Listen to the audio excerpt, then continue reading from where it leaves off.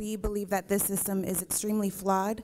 There's been a growing number of demand for E-Verify, and with that comes a lot more errors that affect primarily U.S. citizens and American workers.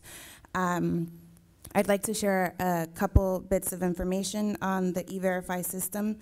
There was a report that was issued by the federal government that stated the fact that E-Verify not only is producing all of these errors with businesses and states that are now using E-Verify mandatorily, such as South Carolina, Arizona, Mississippi, but it's also producing errors with the Social Security Administration, which is one of the organizations that requires the use of E-Verify, and even their employees are coming back flagged.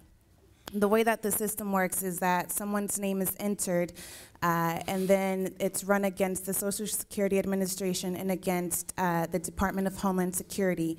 And a lot of times people who have gone through the process of becoming naturalized will be flagged as someone who may not be eligible to work, when in fact it's just that the records haven't matched up.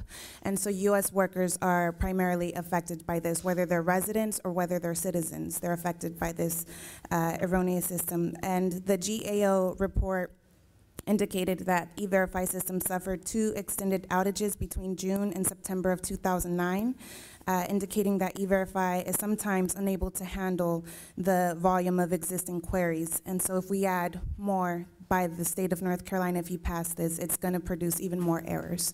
I'll be happy to take any questions. I'll be here. The system cannot be used until an individual is hired. After they're hired, they fill out an I-9 form, is what it's called. That information is then inputted into the computer to the Social Security and the Homeland Security databases, and the machinery does the work of matching it up. In December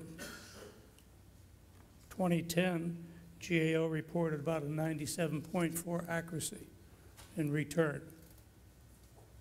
If there's a problem, the individual has 8 days to bring forth whatever information is needed to solve the problem. And in the study, and I didn't highlight this, but if I remember rightly, in the study, there was about 8% that were flagged in total, and only 4% of the 8% bothered taking the time to correct it, which meant, in my mind, the other 4% were using someone else's Social Security number or some other problem.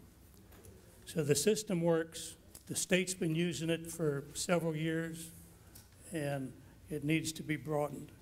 As the individual in the back said, this is a jobs bill for North Carolina citizens.